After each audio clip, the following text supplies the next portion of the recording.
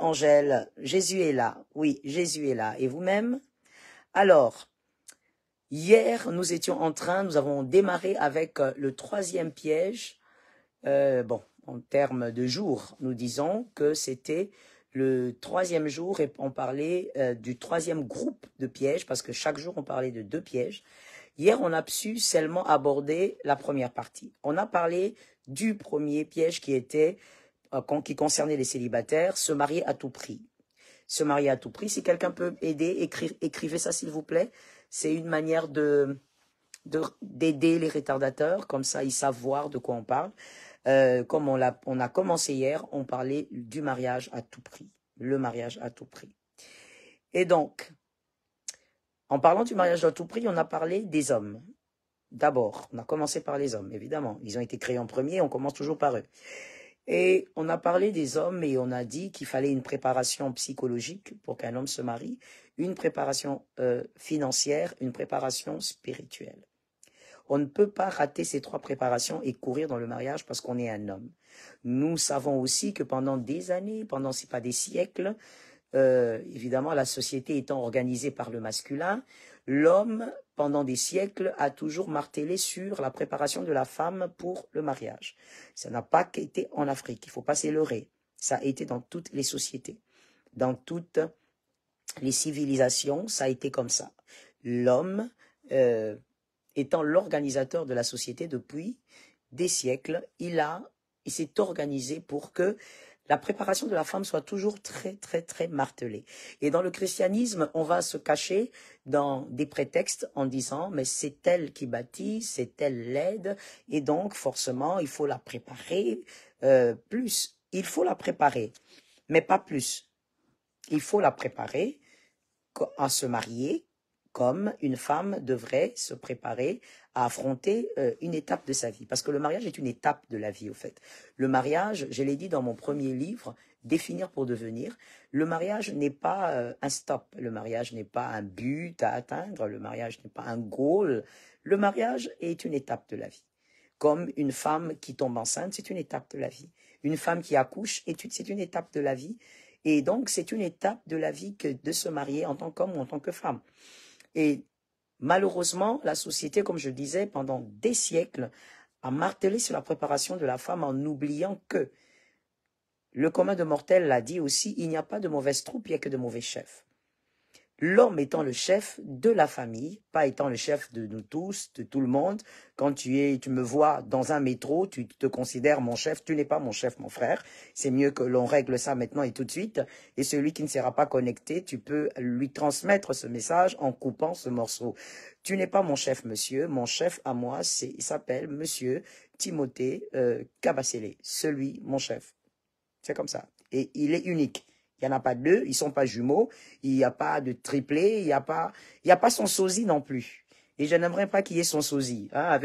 Avec celui-là, déjà, je gère avec complication. Donc, je n'ai pas besoin de sosie en cette matière. Et donc, c'est ça. Donc, quand on dit l'homme est le chef, on parle de l'homme marié dans son foyer. Ok, tu ne vas pas me rencontrer dans un avion, tu te prends pour un chef parce que tu es un homme. Non, non, non, c'est pas ça qui est écrit. Nous sommes enfants de Dieu, nous sommes chrétiens et nous croyons à la parole de Dieu. Tu es le chef de ta femme, tu es le chef de ta femme qui a 1m80, 1m90. Moi, j'ai pas 1m90, j'ai 1m68, 69. Oui, même si mes enfants discutent avec. J'ai 1m68, 69, par là.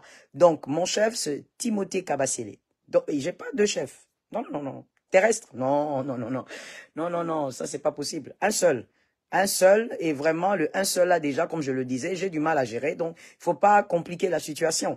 Donc, comme je disais, en tant que chef dans un foyer, monsieur, normalement, on devrait préparer les hommes, je ne veux pas dire autant qu'il y a les femmes, parce que comme je disais, chacun sa préparation, mais je dirais plutôt qu'on devrait marteler sérieusement aussi sur la préparation des hommes.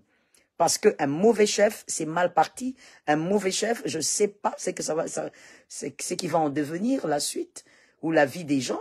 Un mauvais chef, c'est la catastrophe. Un mauvais chef, c'est le chaos. Un mauvais chef, c'est une famille en danger. En danger. à moins que la mère, vraiment, comme on l'a dit hier, récupère la situation. Mais sinon, non, c'est pas possible. Donc vous voyez qu'un chef, un homme se doit aussi de subir ou de vivre une préparation solide. Vraiment une préparation solide. Et c'est important, comme on le disait hier, l'homme ne doit pas se précipiter dans un mariage parce qu'il y a la pression de la société, il y a l'âge, il y a les amis sont mariés, les amis, voilà, ils ont des enfants, moi j'ai pas d'enfants, j'ai 42 ans. Mon frère, si tu as 42 ans, si tu veux avoir des bébés, on sait que tu as tout pour avoir des bébés, on sait. Mais seulement, il ne suffit pas d'avoir ce que tu as là pour avoir des bébés, il suffit pas, il faut d'abord préparer le cadre des bébés. Le cadre. Les bébés doivent atterrir dans un cadre. Les bébés ne vont pas atterrir au ciel ou encore on ne sait où. Les bébés atterrissent dans un cadre, monsieur. Donc vous devez avoir ou subir une préparation convenable. Sur tous les trois niveaux où il faudrait subir cela.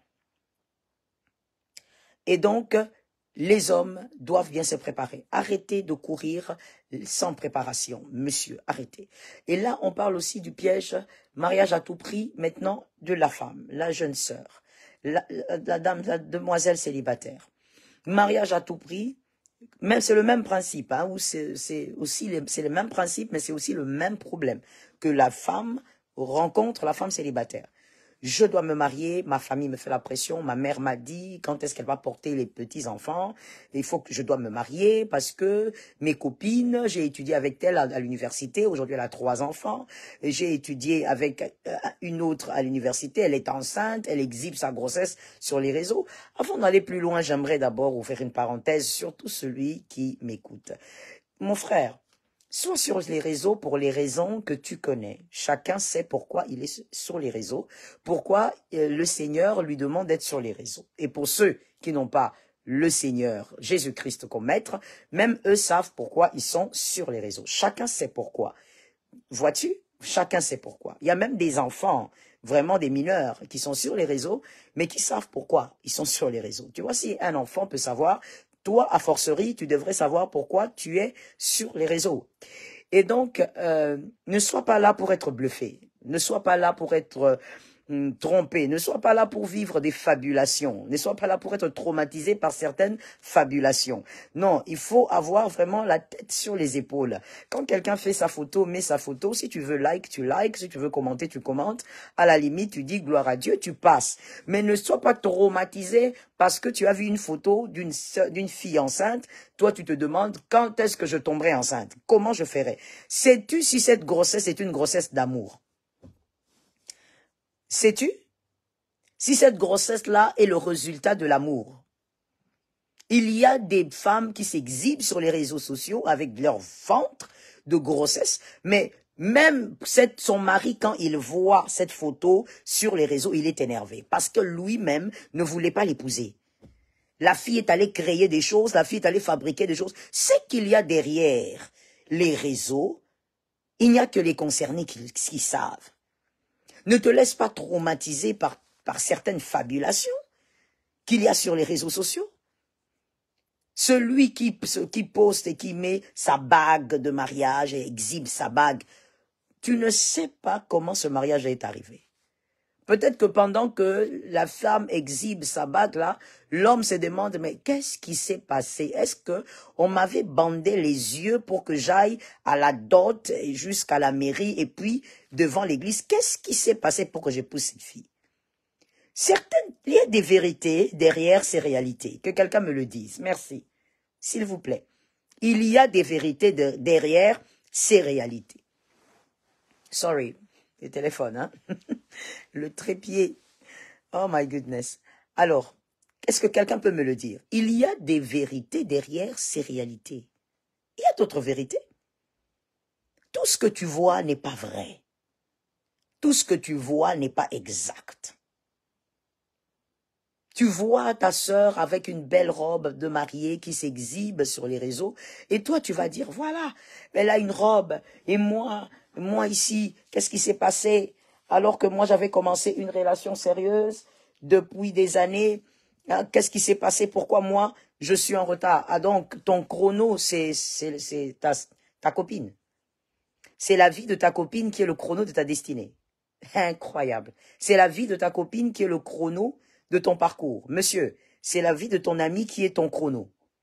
Donc toi, le chrono de ta destinée est déterminé par la vie de ton ami Jean, de ton ami Marc, de ton ami Édouard, de ton ami Fiston, de ton ami Enrique. Donc, c'est la vie d'Enrique qui définit le chrono de ta destinée. Ça, c'est extraordinaire. On ne le savait pas. Tu ne peux pas vivre par rapport à l'autre. Mademoiselle, se marier à tout prix te poussera à ceci. Premièrement, merci pour ceux qui écrivent. C'est trop gentil. Premièrement, aujourd'hui on est avec les femmes, n'est-ce pas? On a fini avec les hommes. Se marier à tout prix te pousse premièrement à choisir par élimination.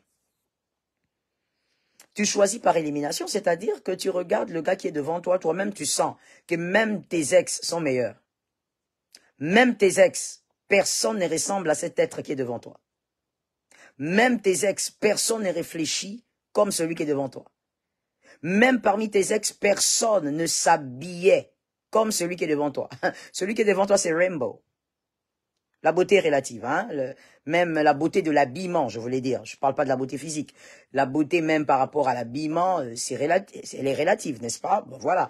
Quelqu'un d'autre peut s'habiller en full black, comme moi j'aime beaucoup le full black. Et pour une autre personne, c'est répugnant, c'est pas beau, c'est comme le deuil. Moi, j'aime le full black. J'aime beaucoup le full black. Pour une autre personne, se mettre en vert, c'est bizarre. Mais attends, pour une troisième, c'est très joli, hein, c'est très joli, c'est l'arc-en-ciel. Donc ça dépend. Toi, devant toi, celui qui veut te poser, couleur d'arc-en-ciel, de la tête aux pieds. Donc ça veut dire que lui, toutes les couleurs de l'arc-en-ciel se trouvent sur son corps. Et c'est pas un problème. Pour lui, c'est pas un problème. Mais pour toi, c'est un problème. Parce que toi-même, tu te dis, même au milieu de tes ex, personne ne te faisait des choses comme ça. Personne. Mais tu choisis parce que tu veux te marier à tout prix. Parce que tu voudrais que 2 jours après, le lundi prochain, que tu mettes sur Facebook la bague, l'alliance. Tu voudrais aussi que quelques jours après, que tu mettes sur TikTok, Jésus m'a visité. Des fois, vous savez, les jeunes sœurs, les célibataires, des fois, vous mentez même au nom de Jésus. Ça veut dire, Jésus est étonné. Non seulement tu connais la vérité dans ton cœur, que ce mariage-là, c'est une fabrication et tu n'es pas heureuse dedans, mais tu ajoutes encore, tu mens encore au nom de Jésus. Jésus ne t'a pas visité. Jésus ne t'a pas visité. C'est ton âge qui t'a pressé. Jésus ne t'a pas visité. C'est ton esprit d'envie qui t'a pressé. C'est ta jalousie qui t'a pressé. Jésus ne t'a pas visité. Et toi, tu le sais. Au fond de toi, tu sais. Et donc, tu vas te marier par élimination. Tu regardes, tu dis que je prends même Grégoire. Tu as laissé passer les Kevin, les Jean-Louis, les Eric. Non, non, toi, Grégoire. Tu choisis les Grégoire. Il y a encore quelqu'un ici qui va dire, pourquoi Pasteur Joël parle de Grégoire? Mon frère Grégoire est un bon homme. Mais où est le problème? Écoutez, un peu d'humour et soyez détendus, s'il vous plaît. Des fois, ce sont les cœurs aigris qui ont des petits problèmes comme ça, des problèmes pour des détails. C'est de l'humour, ça dérange quoi? On doit bien donner le nom de quelqu'un, non? Ou alors je dis Joël. Voilà. Les autres choisissent les Kevin, toi tu préfères les Joël, les noms anciens. Tu prends par élimination parce que tu veux te marier à tout prix. Ça veut dire que quand on veut se marier à tout prix, la raison s'arrête de fonctionner. Tout bloque là-dedans. Tout bloque. Parce que ce qui maintenant te pousse au mariage, c'est pas la réflexion. Ce sont les yeux. Les yeux. Attention. Attention aux yeux. L'œil est un très mauvais conseiller. Je te réchoque. Merci pour ceux qui écrivent. L'œil est un très mauvais conseiller. Merci Marie. Que Dieu te bénisse. Nous nous aimons à notre manière. L'œil est un très mauvais conseiller. Voilà pourquoi Job a dit, j'ai donné une discipline à mes yeux. J'ai imposé une discipline à mes yeux. C'est Job qui le dit. Il faut se marier normalement. On se marie à cause de 2 choses qui doivent être involved, qui doivent entrer en jeu. La première, c'est la réflexion. Toujours. Elle doit toujours primer. La deuxième, c'est le cœur. On aime. On ne va pas épouser quelqu'un qu'on n'aime pas. On ne va pas épouser quelqu'un, on te demande, tu l'aimes, tu dis, je sens quelque chose. Tu l'aimes ou tu l'aimes pas? Tu sens quoi? Tu sens quoi? Tu sens des frissons? Il te donne des frissons. Oh my goodness. Il te donne des frissons. Qu'est-ce qui se passe? Tu te sens pas à l'aise avec lui? Tu sens quoi? On ne dit pas tu sens. Est-ce que tu l'aimes? On se marie par amour, par réflexion et par amour. Voilà. Mais toi, comme tu veux mariage à tout prix, finalement, tu n'as plus comme conseillère la réflexion, tu n'as plus comme conseiller l'amour. Toi, ton conseiller, c'est l'œil. C'est un très mauvais conseiller. Tu vas commencer à fonctionner selon ce que tu vois autour de toi, parce que tu es pressé de te marier. Deuxième erreur, quand on est pressé de se marier en tant que femme, tu vas épouser quelqu'un qui a une éducation spirituelle et ainsi qu'une éducation familiale, on va dire, très, très, très éloignée de la tienne. Et là, c'est un trou. Madame, bon, mademoiselle, on parle aux demoiselles. Mademoiselle, tu es dans un trou. Pendant que je parle, il y a des mariés qui sont en train de m'écouter. Et donc, ces mariés savent que j'ai raison. Si vous avez des questions, il faut déjà les poser, parce que je ne prendrai que les 3 premières questions comme les autres jours, n'est-ce pas? D'accord. Alors, Dieu, je disais plutôt, les femmes mariées aujourd'hui qui m'écoutent et les hommes mariés savent. Même pour certains qui ne veulent pas le dire tout haut, ils savent que ce que j'ai dit est correct. C'est-à-dire que tu veux te marier à tout prix et tu choisis quelqu'un dont l'éducation spirituelle, l'éducation sociale ou familiale est trop éloignée. Et donc, ah, c'est chaud chez vous, Tamini, c'est chaud chez toi, Jésus va donner la victoire. Toi, laisse-moi ton numéro. Toi, plutôt, laisse-moi ton numéro et puis moi, je veux voir comment vous joindre. Ça, c'est vouloir se marier à tout prix. Comme on veut se marier à tout prix, je l'ai dit, on ne réfléchit plus. Et comme on ne réfléchit plus, on ne tient pas compte des éléments essentiels, comme l'éducation spirituelle, l'éducation familiale. Lorsque l'éducation est trop... Les éducations, on va dire ça comme ça. Lorsque les éducations sont trop éloignées, ça devient un problème. Ça devient un problème. Je vais répondre aux questions après, hein, sinon on ne va pas s'en sortir. Lorsque les éducations sont trop éloignées, ça devient un problème. Mais tu ne le vois plus. Tu ne le vois plus. Tu ne vois pas que l'éducation est trop éloignée, mademoiselle, parce que toi, tu veux seulement te marier. Éducation spirituelle, commençons par là. Toi, tu crois en Jésus-Christ. Tu crois qu'il est Seigneur. Ou c'est autre chose. I don't know. Tu crois que Jésus est Seigneur. Bon, tu te maries à quelqu'un qui ne croit pas que Jésus est Dieu, qui croit que Jésus est un prophète. C'est sa foi. Comment vous allez faire pour vivre ensemble? Au départ, vous dites, c'est l'amour, on s'aime. C'est ce qui compte. Il me tolère, je le tolère. Vous voyez un peu le genre? Ok, vous vous mariez par tolérance, c'est bon. Mais tu vois, c'est que ton mari, même quand vous serez marié, donc je l'appelle déjà mari, c'est que ton mari va tolérer chez toi, en tant que femme chrétienne. Et c'est que toi, tu vas tolérer chez lui, en tant qu'homme, disons musulman.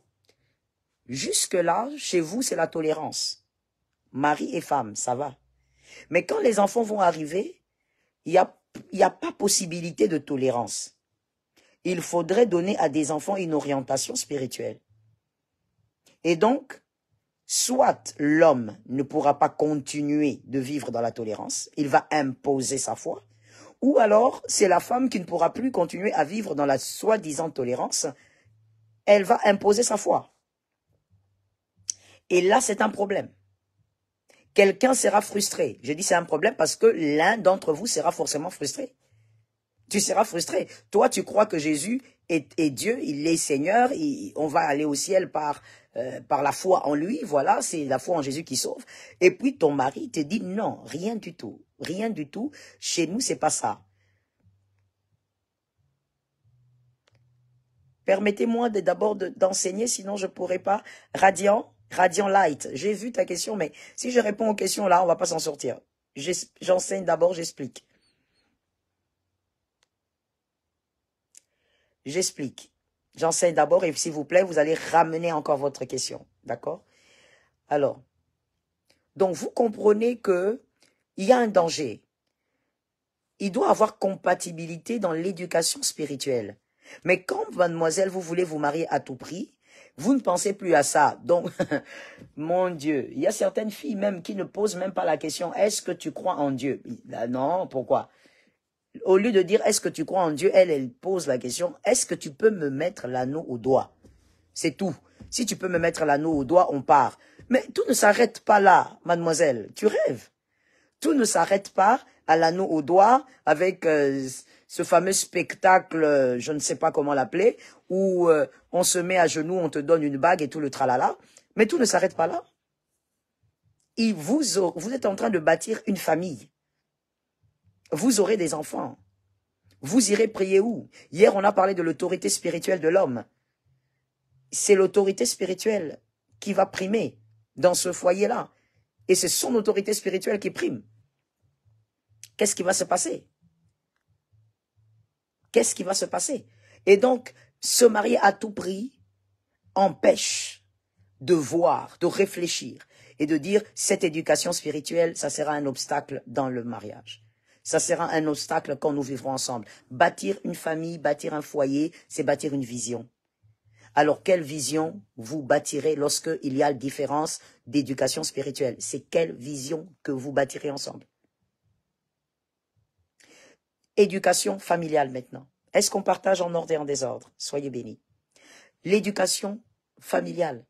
Lorsque l'éducation familiale est aussi trop éloignée, on ne voit plus parce qu'on veut se marier à tout prix, mademoiselle.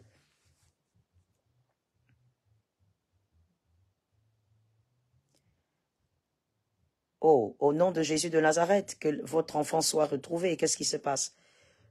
Je prie, elle n'est pas perdue, j'espère. Je prie pour votre enfant de 12 ans, que l'Éternel fasse grâce, que vous puissiez l'avoir, au nom de Jésus. Et donc, la différence de l'éducation familiale est un problème. Mais souvent, les filles ne le voient pas. Les filles ne le voient pas. Pourquoi? Parce que les filles sont focalisées sur se marier à tout prix. Cette différence-là, comment a-t-il été éduqué? Comment as-tu été éduqué? Tu as été éduqué dans un cocon où tu as appris à respecter les parents. Les parents, c'est vraiment, les parents sont sacrés. Tu as appris à les respecter. Voilà, c'est ce que tu as appris dans le cocon familial d'où tu es sorti. Mais lui, quand tu l'observes, il a grandi, concours des circonstances, il a grandi sans son père. Donc, il n'y a pas la figure masculine dans sa vie. Ça déjà c'est un problème pour un homme. C'est un grand problème. Un homme qui grandit sans la figure masculine, je ne suis pas en train de condamner qui que ce soit. Je dis concours de circonstances, certaines réalités, oui, mais nous devons aussi en parler parce que c'est un fait. Nous n'accusons personne, nous ne disons pas à l'homme qui a grandi sans père qu'il ne peut pas se marier. Nous ne disons pas que c'est de sa faute, mais nous devons parler du profil de ce garçon. J'ai toujours dit aux jeunes sœurs, si vous voulez épouser un monstre, faites comme vous voulez, mais sachez au moins que c'est un monstre. N'allez pas crier après, voilà, il est un monstre. Non, il faut savoir que tu es en train d'épouser un monstre. Il faut savoir que tu es en train d'aller vers un trou. Il faut savoir que tu es en train d'aller vers une destruction quelconque. Alors je disais par exemple, un garçon qui a grandi sans sans une figure masculine ou paternelle dans la famille, il faut savoir que c'est un garçon qui a certaines blessures et qui est très capricieux. Il faut le savoir. Et donc, toi, tu dois savoir que il a une façon de voir la paternité. Il a une manière de concevoir la paternité que sa mère peut-être s'est battue seule à transmettre, qui ne sera jamais d'ailleurs vraiment la bonne. Elle a donné ce qu'elle pouvait. Je parle de la maman. Et donc, toi, la fille, tu dois savoir, quand tu veux aller épouser un homme pareil, tu dois savoir qu'il y a un écart dans vos éducations. Tu dois donc te préparer à cela. Si tu n'es pas prête à cela, ne fonce pas. Mais on voit des filles aujourd'hui en train de se lancer dans ça parce que c'est le mariage à tout prix. Tu as été éduqué d'une certaine manière, mais toi, tu vas prendre quelqu'un qui ne respecte ni le ciel ni la terre, qui ne respecte personne. Dans sa propre famille, on l'appelle rebelle. Si dans sa famille, ce garçon est appelé rebelle, Toi, tu deviendras qui? Assistante rebelle.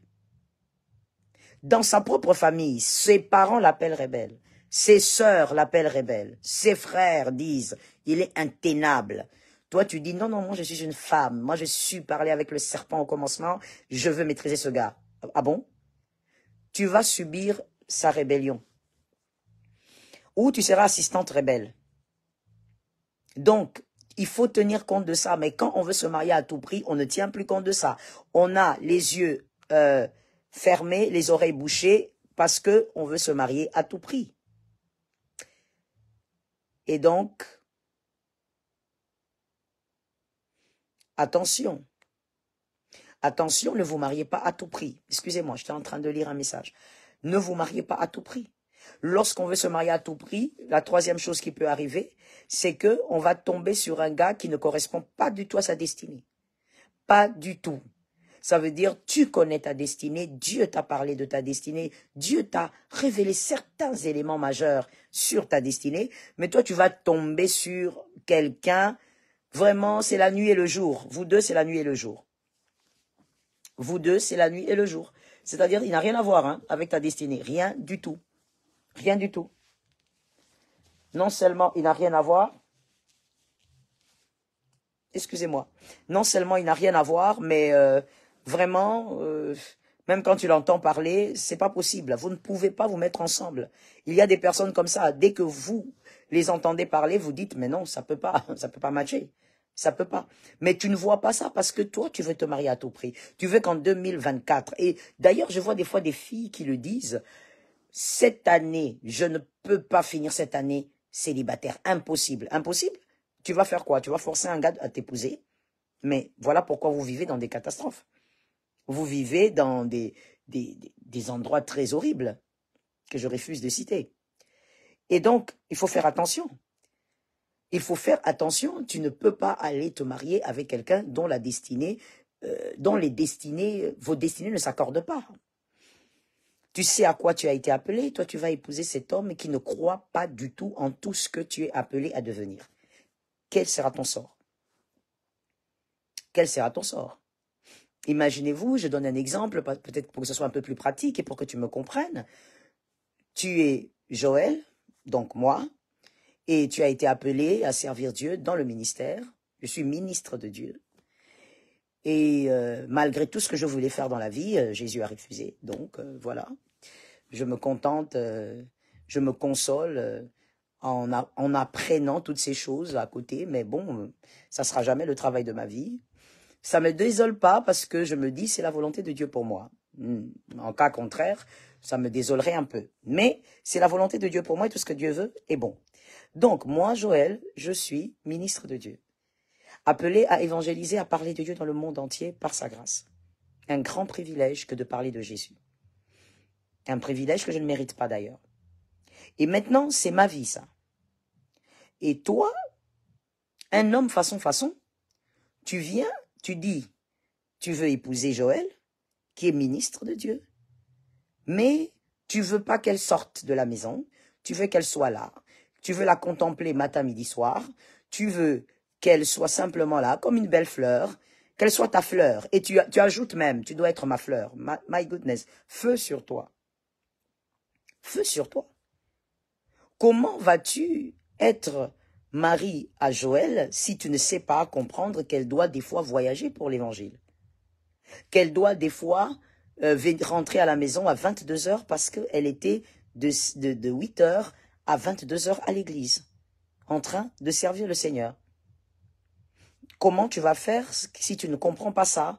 Qu'à des moments, Joël doit entrer en retraite et prier parce que c'est attaché à son ministère. Parce que sans ça, le diable va m'avoir comme des brochettes. Comment tu veux que Joël soit avec un homme qui ne comprend pas ça? Qui est jaloux pour tout et pour rien? Merci Seigneur pour la grâce. Oh my goodness. Pendant que j'en parle, je réalise au fait. Merci Seigneur pour la grâce. Hein? Merci Seigneur pour la grâce. Et quand je dis merci Seigneur pour la grâce, je dis merci Seigneur pour Timothée. Ben oui, Timothée c'est mon mari. Juste au cas où tu ne savais pas. Merci Seigneur. Parce que j'ai épousé une personne qui correspond à ma destinée. Il ne va pas me faire des pics de jalousie bizarres, inutiles. Venir là dire, non mais attends, maintenant tu es arrivé, oui, tu es arrivé à quel hôtel? À côté de toi, la chambre à côté, qui dort à côté? Mais attends, non, il ne va pas me faire des jalousies inutiles, il sait à quoi j'ai été appelé. Il m'encourage dans quoi j'ai été appelé. Et gloire à Dieu, c'est la grâce que Jésus m'a faite. J'ai dit souvent, les prières de ma mère m'ont localisé. La grâce. Mais toi, tu veux épouser quelqu'un qui ne correspond pas à ta destinée. Pendant que tu seras en train de servir en tant que médecin, lui sera rempli de jalousie, mademoiselle. Il est rempli de jalousie. Tu es médecin, mais il est jaloux. Pourquoi est-ce que tu es allé toucher ce patient-là au cou? Pourquoi tu es allé toucher? Mais comment tu ne vas pas toucher au cou? Tu es médecin. Comment? Non, mais est-ce qu'il n'y a pas des patients femmes? Pourquoi tu vas seulement vers les patients hommes? My goodness. Tout ça parce que tu voulais te marier à tout prix. Tu n'as pas tenu compte du fait que ce gars en face de toi ne correspond pas à ta destinée. Lorsque tu épouses une personne qui ne correspond pas à ta destinée, dans ton mariage, tu seras frustré. Dans ton mariage, tu seras blessé, même par le vent. Oui, tout simplement parce que tu réaliseras tous les jours que tu ne fais pas ce que tu devrais faire, que tu es en train de passer ta vie comme ça, que tu es en train de passer tes années comme ça, et que tu n'es pas la femme que tu dois être. Tu seras frustré. Voilà pourquoi je donne un conseil gratuit à une femme. S'il te plaît, arrête de te laisser influencer par tes copines. C'est pas le mariage de tes copines, c'est ton mariage. Le piège, c'est lorsque l'on veut se marier à tout prix et on ne voit plus que cet homme n'est pas compatible à ma destinée. Il est beau, il est financièrement correct, il a la foi que je voudrais, c'est-à-dire il a la même foi que moi, c'est bien, mais il ne correspond pas à ma destinée, c'est possible. J'ai souvent dit aux jeunes sœurs, tous les hommes bien ne sont pas à vous. Tu peux rencontrer un homme bien, mais il n'est pas le tien. Être bien ne veut pas dire correspondre, non. Ou je peux même mieux le dire, vous correspondre, non. Être un homme bien ne veut pas dire que cet homme vous correspond. On ne vous a pas dit d'épouser tous les hommes bien. Ou encore, on ne vous a pas dit épouser l'homme bien que vous rencontrerez dès que vous trouverez. Attrapez-le. Non. On a dit le vôtre. Le vôtre. Voilà pourquoi Dieu, ayant une sagesse infiniment variée, que nous ne comprendrons certainement jamais, je ne sais même pas si au ciel on va comprendre, il crée la femme par la côte de l'homme. Ça veut tout dire. Comme je le disais, je crois, avant-hier, tout ce qui concerne le mariage est caché dans Genèse, chapitre 1, chapitre 2, chapitre 3. Dieu prend la femme par la côte. Il sort une côte. Dieu ne va pas prendre la terre comme l'homme, non, il prend la côte. La côte, pas le fémur. Il prend la côte. Et il sait pourquoi il prend la côte. Ça doit correspondre. Vous savez, même toutes les côtes que nous avons de part et d'autre, à gauche et à droite, ne sont pas pareilles. Il y a les longues côtes et les petites, comme on les appelle. Les grandes et les petites côtes. Les côtes ne se ressemblent pas, même entre elles. Donc Dieu prend une côte. Pourquoi? Parce que c'est un lieu, au fait, au niveau des côtes, on voit l'ajustement. Non seulement toutes les côtes ne se ressemblent pas, il y a les grandes et les petites, mais Dieu s'organise pour prendre un endroit où les choses doivent être ajustées. Quand on voit la côte, on voit l'ajustement. Cette personne doit correspondre à ta destinée. Ça ne doit pas être une personne qui t'empêche de faire ton travail de magistrate. Non. De procureur. Tu es procureur, mademoiselle. Tu dois faire ton travail. Dieu t'a envoyé pour ça. C'est ta mission terrestre.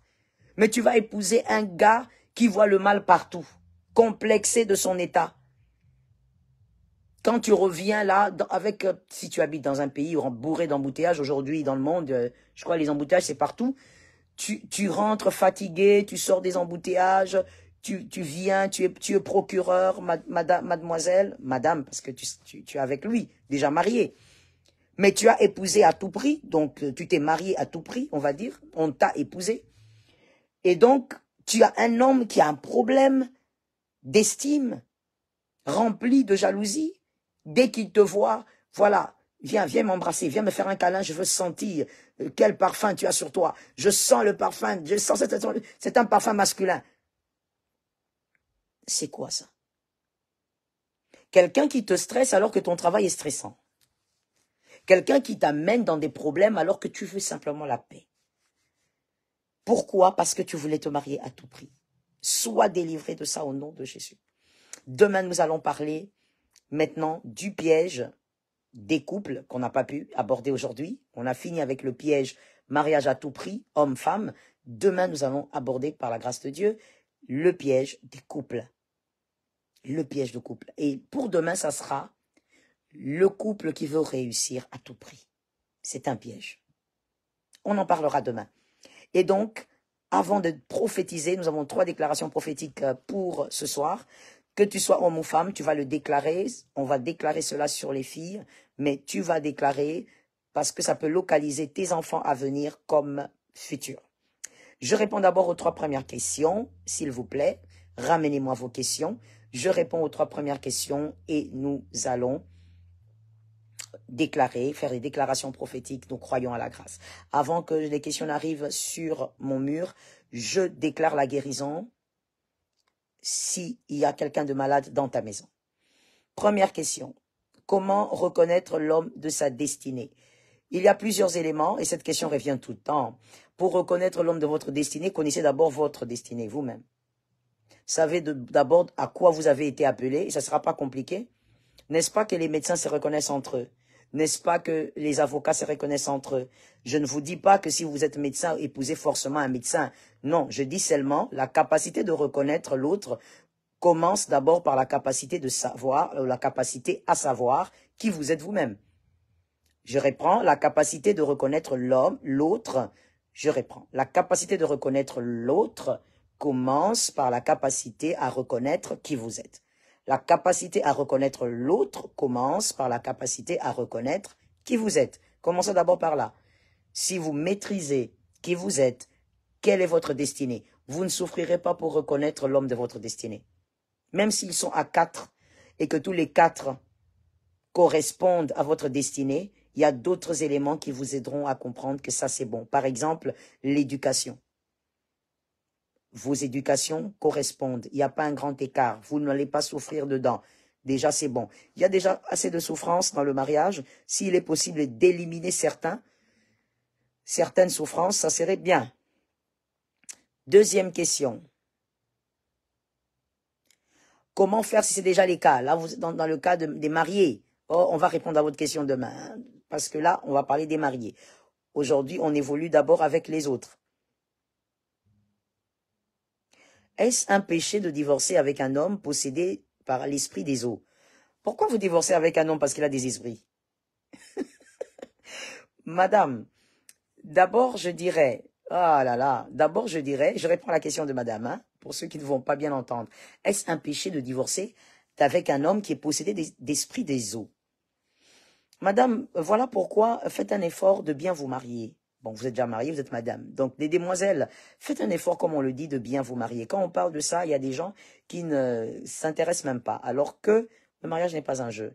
Si vous vous mariez mal, donc vous allez vous marier avec un homme possédable, alors que c'est pas bon. Il ne faut pas vous marier avec un homme qu'un démon peut posséder.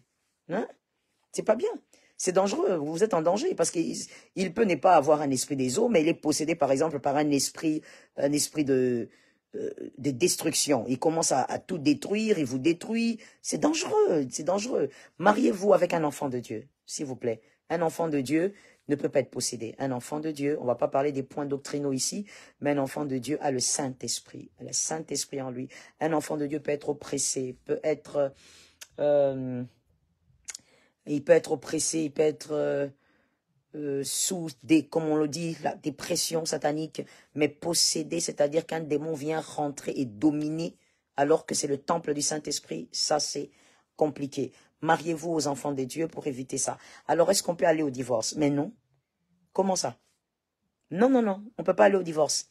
Parce que, excusez-moi, parce que vous pouvez aussi épouser une femme qui, malheureusement, est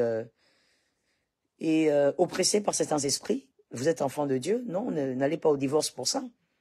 Amenez votre mari auprès d'un homme de Dieu si vous-même vous n'arrivez pas à faire sa délivrance. Amenez votre mari auprès d'un homme de Dieu et qu'on fasse la délivrance. Et ce ne sont que des démons, ils vont partir. Ils vont partir au nom de Jésus. C'est la partie la plus facile dans la vie chrétienne, chasser le démon. Ce sont des démons, ils vont partir. Au nom de Jésus, ils sont censés obéir. Ils sont obligés d'obéir. Donc, on ne divorce pas parce qu'un mari est possédé. Non, non, s'il vous plaît. On ne divorce pas parce qu'une femme est oppressée et possédée. Non, non, non, non. C'est pas biblique. Non. La question de Blandos est de savoir si nous sommes déjà mariés, comment faire pour sortir de cette situation. De quelle situation exactement?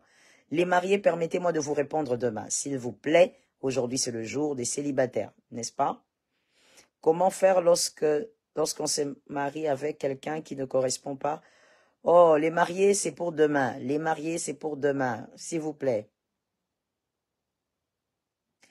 Bibiche nous suit depuis l'hôpital avec l'enfant. In the name of Jesus. Nous déclarons la guérison sur cet enfant. Nous unissons nos prières, nous unissons nos foi et nous déclarons la guérison miracle sur cet enfant. Il est écrit par ses meurtrissures, l'enfant est guéri. Au nom de Jésus, nous déclarons la guérison. Il est aussi écrit, le châtiment qui donne la paix à cet enfant est tombé sur Jésus. Seigneur, que la paix maintenant, qui est la part de cet enfant, se manifeste dans sa chair. Au nom de Jésus de Nazareth. Nous avons reçu le pouvoir de marcher sur le serpent, le scorpion, sur toute la puissance de l'ennemi. Que rien ne nuise à cet enfant au nom puissant de Jésus.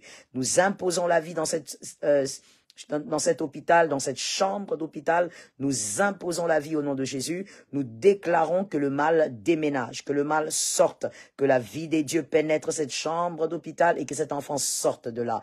Merci Jésus de sortir cet enfant avant demain au coucher du soleil. Avant demain au coucher du soleil, que cet enfant sorte.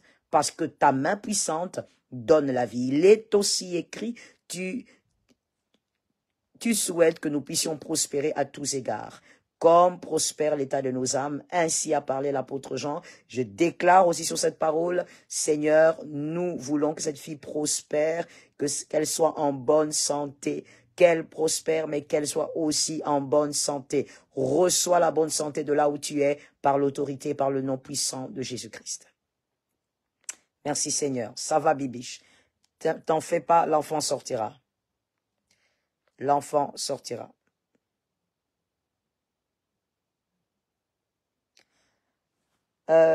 Mérite pose la question, comment elle sait que le mari est possédé par un esprit des eaux? Mais Mérite, tu es chrétien, non? Il y a plusieurs manières, quand on est marié à quelqu'un, de savoir que... Ah, Mérite, je vois là où tu veux aller, hein, t'inquiète pas, j'ai dévancé ta pensée. Mais écoute, Mérite, la vérité c'est que quand on est marié à quelqu'un, on peut savoir que cette personne est possédée par un esprit de eau. Et vous pouvez avoir des songes, vous pouvez... N'oubliez pas que vous partagez tout, c'est tout. Et donc, vous pouvez avoir des songes sur votre mari, vous pouvez avoir beaucoup d'autres signes extérieurs aussi, que cet homme est possédé par un esprit des eaux. Le Saint-Esprit aussi est là, il peut parler, n'est-ce pas, Mérite? Il peut parler. Alors, Nadej is saying, what to do in a marriage when you no longer feel wanted? Alors, qu'est-ce qu'il faut faire dans le mariage quand vous ne vous sentez plus aimé? Alors, les questions sur les mariés, vraiment, normalement, c'est demain.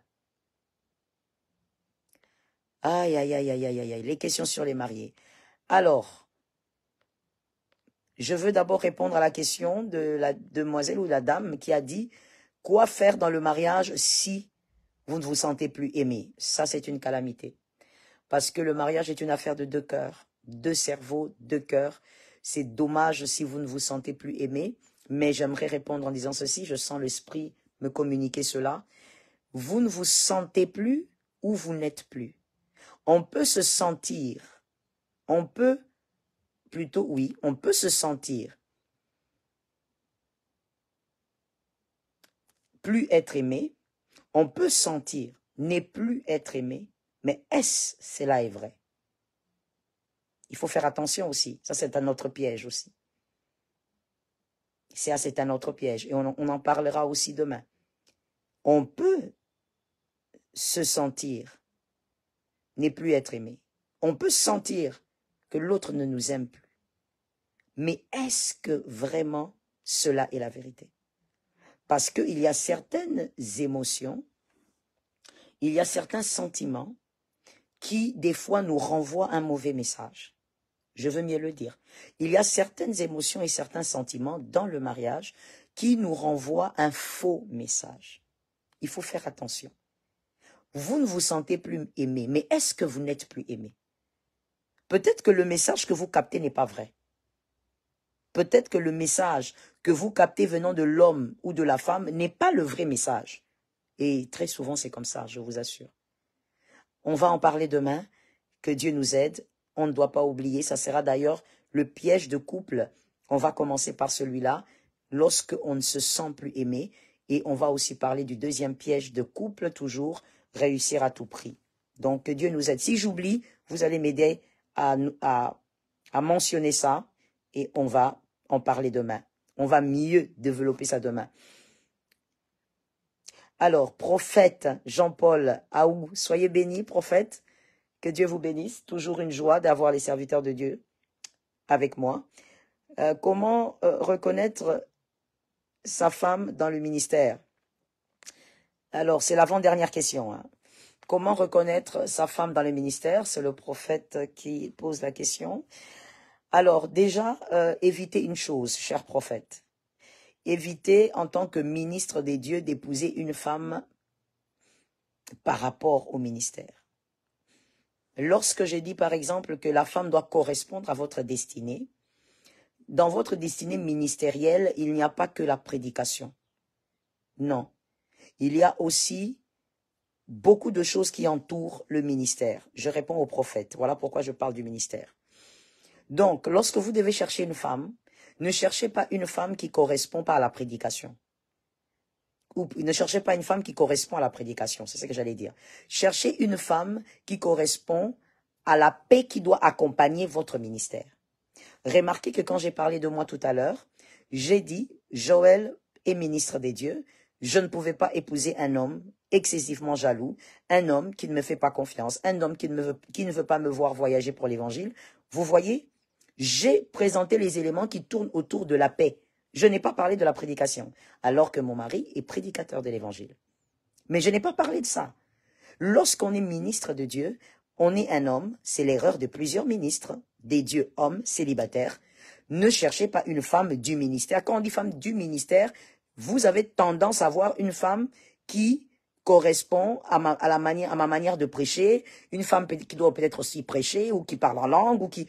Non, cherchez une femme qui correspond à votre ministère, c'est de chercher une femme qui pourra vous donner la paix dans tout ce que vous devez faire là. C'est ça une femme du ministère en réalité.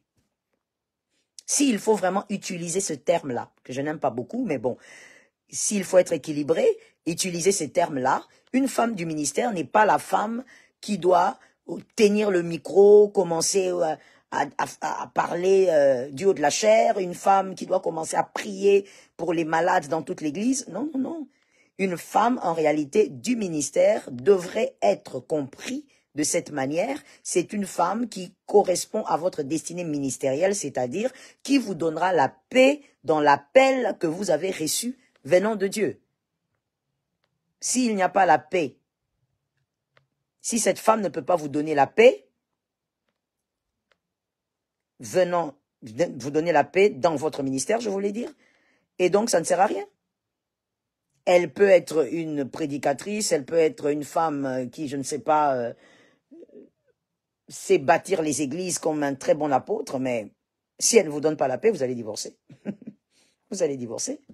Ne connaissez pas, vous, des hommes dans le monde, et étant ministre des dieux, qui ont divorcé avec des femmes qui prêchaient la parole de Dieu. Vous ne les connaissez pas. Ce qui compte, c'est pas ça. Ce qui compte, c'est de trouver la femme qui vous donnera la paix dans le ministère que Jésus vous a donné. J'espère que, prophète, j'ai répondu à votre question. Comment savoir que c'est l'homme de la destinée? J'ai déjà répondu à ça. Il faut donc revisiter la vidéo parce que j'ai déjà répondu.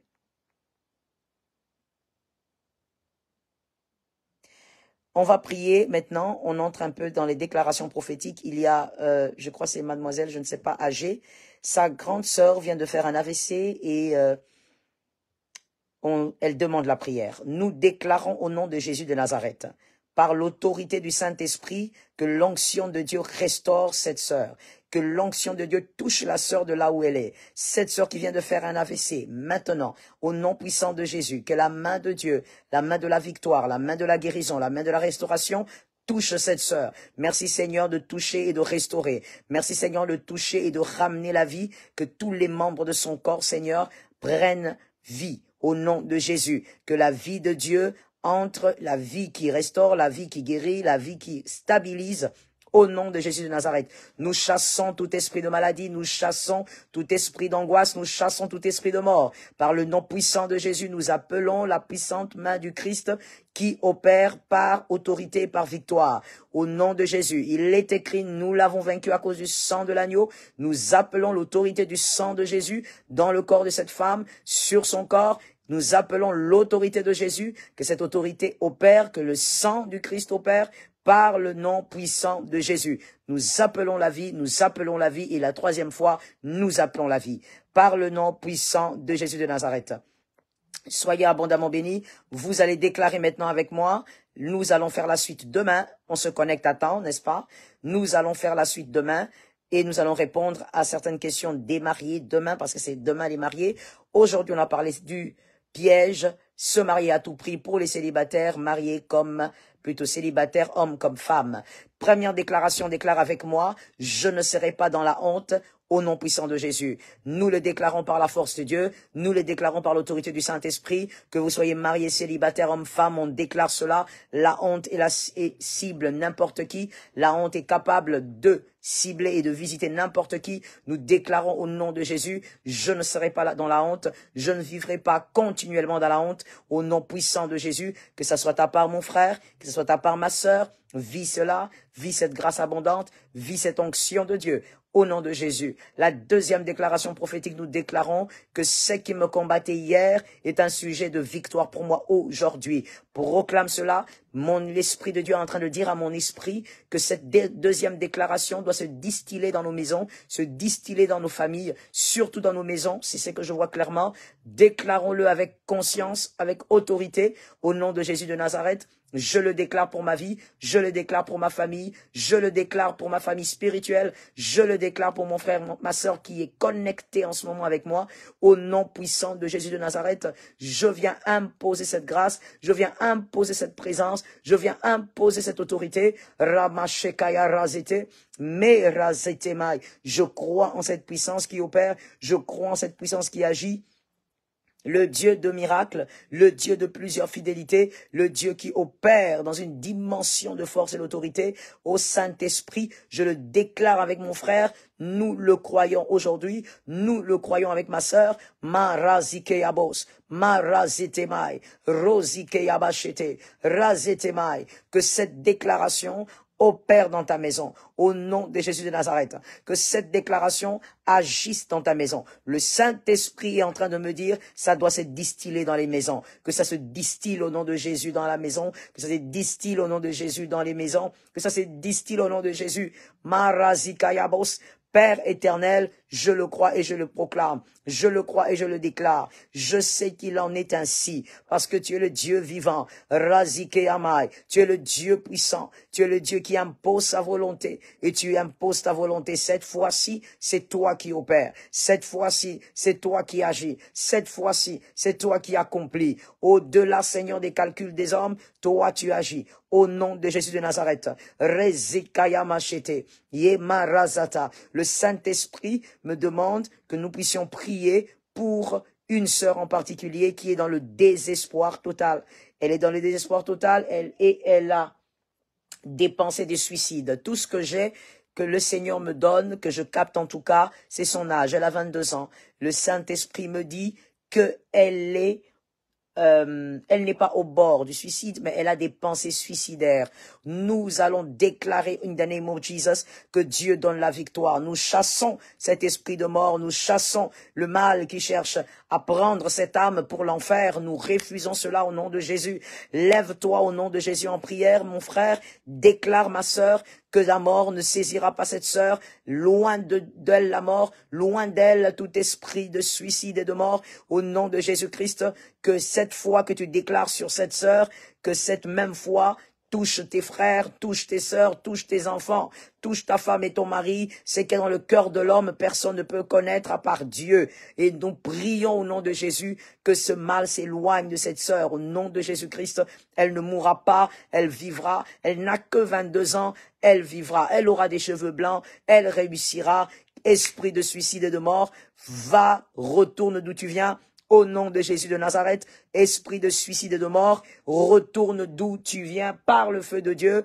Au nom de Jésus, tu n'as pas d'impact sur elle, tu n'as pas d'autorité sur elle. Jésus l'a vue, Jésus veut la sauver par la prière des élus. Ramasheka, il est écrit que lorsque Pierre était en prison, l'église priait pour lui. Marosemayabo, pendant que l'église priait, Dieu a envoyé un ange dans la prison de Pierre, alors que lui-même dormait. Rimaseka, la prière des justes une grande efficacité. La prière du juste a une grande efficacité. Nous prions comme des justes. Nous prions. Nous sommes ensemble en unité, en foi. Nous croyons.